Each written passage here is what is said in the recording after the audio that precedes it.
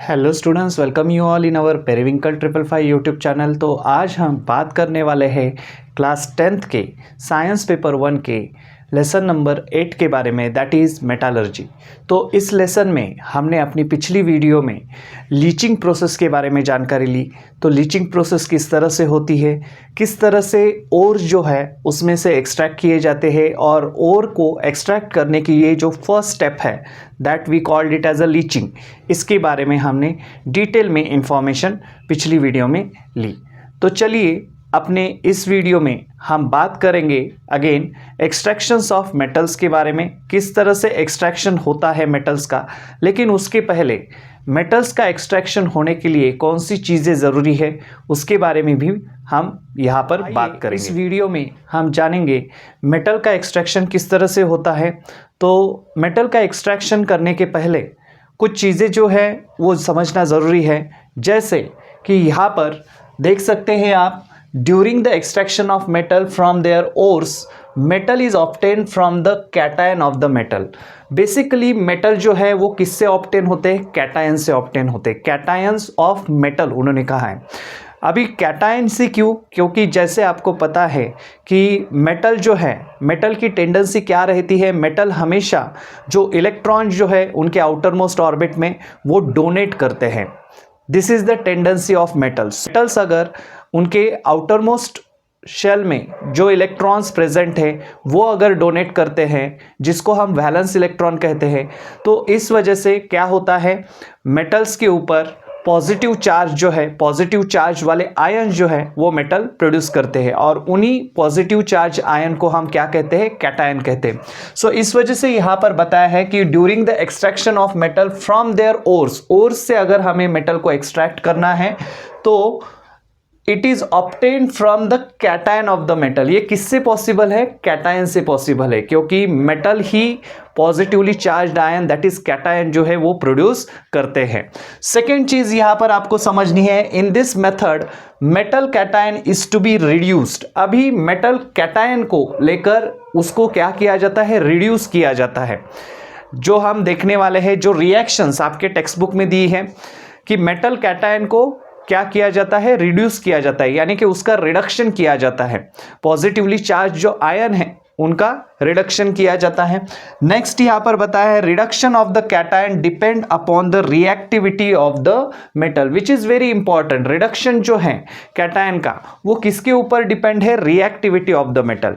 जैसे हमने अपनी पिछली वीडियो में बात की, हर मेटल जो है, सभी जो मेटल है एक ही तरह से रिएक्ट नहीं होते। कुछ मेटल जो है वो हाईली रिएक्टिव रहते हैं, कुछ जो है लेस रिएक्टिव रहते हैं, या फिर कुछ जो मेटल है वो मॉडरेटली रिएक्टिव रहते हैं। सो इस वजह से ये जो मेथड है रिडक्शंस ऑफ कैटायन, सो ये मेथड जो है वो किस पर टोटली डिपेंड है, तो रिएक्टिविटी ऑफ मेटल के ऊपर डिपेंड है। वो मेटल कितना रिएक्टिव है, कितना हम कह सकते हैं रिस्पॉन्सिव है, रिएक्टिव है, रिएक्शन में पार्टिसिपेट करता है, उसके ऊपर ये रिडक्शन जो मेथड है कैटायन की तो वो डिपेंड है।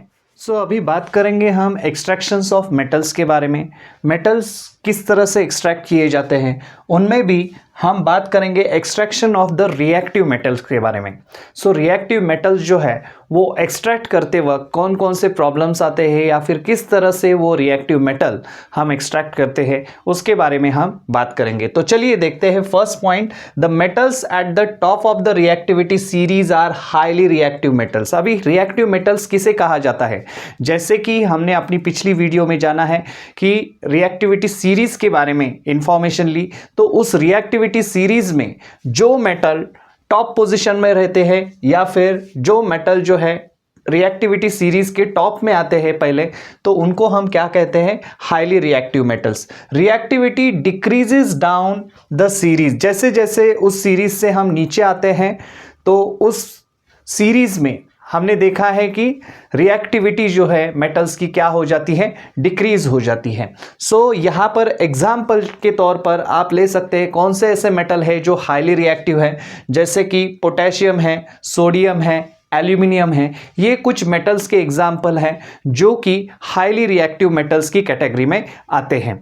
तो नेक्स्ट यहां पर बताया है reactive metals have a large capacity to form a cation. Obviously ये रिएक्टिव मेटल्स हैं, ऊपर से हाईली रिएक्टिव मेटल्स हम इनको कहते हैं, रिएक्टिविटी सीरीज के टॉप पोर्शन में आते हैं ये। इस वजह से ऑब्वियसली ये जो मेटल्स हैं ये ज़्यादा क्वांटिटी में क्या करेंगे, कैटायंस प्रोड्यूस करेंगे। सो इस वजह से उन्होंने कहा है reactive metals have a large capacity, उनमें ज़्यादा कैपेसिटी रहती है कि वो क्या कर सकते हैं, कैटायंस प्रोड्यूस कर सकते हैं। कैटायंस यानी कि क्या, पॉजिटिवली चार्ज्ड आयंस।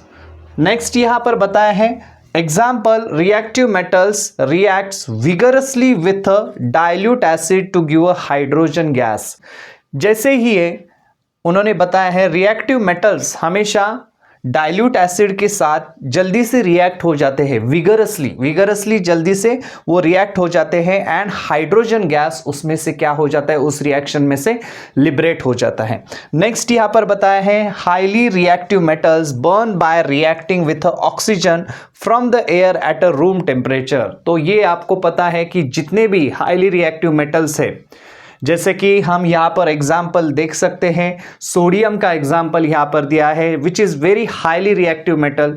जैसे ही हम इस मेटल्स को एयर के कांटेक्ट में लाते हैं तो एयर में जो ऑक्सीजन प्रेजेंट रहता है तो वो ऑक्सीजन जो है उस मेटल के साथ कंबाइन होके वो मेटल जो है वो बर्न हो जाता है। सो ऑक्सीजन के साथ रिएक्ट होकर ये क्या हो जाता है, मेटल बर्न होने लगता है। सो ये जो टेंडेंसी है हाईली रिएक्टिव मेटल्स की, ये यहाँ पर हमें पता चलती है। यहाँ पर अनदर एग्जाम्पल जैसे कैल्शियम है या फिर मैग्नीशियम है, वो भी हाईली रिएक्टिव कैटेगरी में ही आते हैं।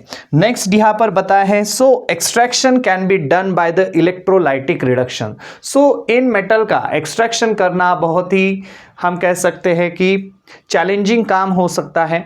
तो इस वजह से इन मेटल्स को अगर हमें एक्सट्रैक्ट करना है, क्योंकि ये हाईली रिएक्टिव है, एयर के कांटेक्ट में आने के बाद ही अगर कोई मेटल अगर जैसे ही बर्न हो सकता है तो उस मेटल के साथ हम क्या, किस तरह की रिएक्शन करेंगे। सो इस वजह से हमें यहाँ पर इन मेटल का जब एक्सट्रैक्शन करना रहता है तो उनमें इलेक्ट्रोलाइटिक रिडक्शन प्रोसेस का इस्तेमाल करना पड़ता है। इलेक्ट्रोलाइटिक रिडक्शन प्रोसेस से हम इन मेटल्स का एक्सट्रैक्शन कर सकते हैं। तो यहाँ पर आप देख सकते हैं as a example, for example the metal sodium, calcium and magnesiums are obtained by the electrolysis of the molten chloride salts. So जितने भी मोल्टन क्लोराइड सॉल्ट्स हैं वो किससे ऑब्टेन होते हैं, ये जो मेटल्स है, खास करके सोडियम है या फिर कैल्शियम है या फिर मैग्नीशियम है, ये तीनों जो मेटल है जो हाईली रिएक्टिव कैटेगरी में आते हैं, तो ये किससे ऑब्टेन किए जाते हैं, इलेक्ट्रोलाइसिस प्रोसेस से ऑब्टेन किए जाते हैं। लेकिन इलेक्ट्रोलाइसिस प्रोसेस करते वक्त क्या किया जाता है, electrolysis of their molten chloride salt, उनके जो मोल्टन क्लोराइड सॉल्ट्स है उसमें से ये जो मेटल है ये क्या किए जाते हैं, ऑब्टेन किए जाते हैं। नेक्स्ट यहाँ पर क्या बताया है, in this process the metal deposited on the cathode. अभी इलेक्ट्रोलाइसिस प्रोसेस है तो आपको जैसे पता है कि जो सेटअप रहता है उसमें कैथोड, एनोड तो वो रहते हैं। सो इसमें इलेक्ट्रोलाइसिस में जब मेटल का इलेक्ट्रोलाइसिस किया जाता है, हाईली रिएक्टिव मेटल्स का स्पेशली, तब वहाँ पर क्या होता है, जो मेटल हैं उस प्रोसेस में मेटल कहाँ पर डिपॉजिट हो जाते हैं, हमेशा कैथोड पर डिपॉजिट हो जाते हैं। एंड जो क्लोरीन गैस है तो वो क्लोरीन गैस कहाँ पर लिबरेट हो जाता है, एनोड पर लिबरेट हो जाता है। तो ये चीज़ें आपको ध्यान में रखनी है। और उसके अलावा यहाँ पर उसकी रिएक्शंस भी दी है, तो ये रिएक्शन आपको एग्जाम में लिखनी है। जैसे कि कैथोड पर क्या रिएक्शन होती है, देखिए Na++ electron, 1 electron, it will gives Na, that is sodium, metal तैयार हो गया है, दैट इज रिडक्शन। यहां पर क्या हो गया है, रिडक्शन हो गया है, क्योंकि ये कैथोड की रिएक्शन है। जैसे हमने देखा मेटल डिपॉजिटेड ऑन कैथोड, तो यहां पर मेटल हमें फॉर्म हो गया है, दैट इज सोडियम मेटल, लेकिन वो कहां पर है, कैथोड पर है। इस वजह से कैथोड की रिएक्शन ये बता रही है। सो जो ये कैटायन था उसका, मेटल का, तो उसके साथ एक इलेक्ट्रॉन आ गया। सो क्या हो गया उसका, मेटल कैटायन का यहाँ पर रिडक्शन आप देख सकते हैं। कैटायन के साथ वो रिडक्शन, कैटायन का रिडक्शन होने की वजह से मेटल के, तो यहाँ पर हमें क्या मिलता है, मेटल मिलता है जो कि कैथोड पर डिपॉजिट होता है। वैसे ही सेम रिएक्शन यहाँ पर बताइए दूसरी, दैट इज एनोड की रिएक्शन। एनोड में हमने क्या पढ़ा है, क्लोरीन गैस हमेशा क्या होता है, लिबरेट होता है, तो ये आपको ध्यान में रखना है। अभी ये जो है एनायन जो है 2Cl- वाले आयन जो है उनका क्या हो गया है, क्लोरीन गैस यहाँ पर लिबरेट हो गया है, 2 इलेक्ट्रॉन जो है यहाँ पर तैयार हो गए हैं, सो ऑक्सीडेशन हो जाता है, यहाँ पर क्या हो जाता है, ऑक्सीडेशन हो जाता है। तो ये दो चीजें जो है आपको यहाँ पर याद रखनी है। स्पेशली एक्सट्रैक्शन, जब आप बात करते हैं कि एक्सट्रैक्शन ऑफ द मेटल्स के बारे में, हाईली रिएक्टिव मेटल्स के बारे में, जिसमें जैसे हमने देखा एग्जाम्पल जो है सोडियम है, क्लोरीन है, या फिर मैग्नीशियम का एग्जाम्पल ले लिया, तो इन मेटल्स के बारे में इस तरह की जो इलेक्ट्रोलाइटिक रिडक्शन है, इलेक्ट्रोलाइटिक प्रोसेस से उनको क्या किया जाता है, एक्सट्रैक्ट किया जाता है। और जब कभी भी इलेक्ट्रोलाइटिक रिडक्शन होता है तो इलेक्ट्रोलाइसिस प्रोसेस में कैथोड एंड एनोड पर इस तरह की कुछ रिएक्शन हो जाती है। ये यहाँ पर एग्जाम्पल उन्होंने सोडियम के बारे में आपके टेक्स्ट बुक में बताया है।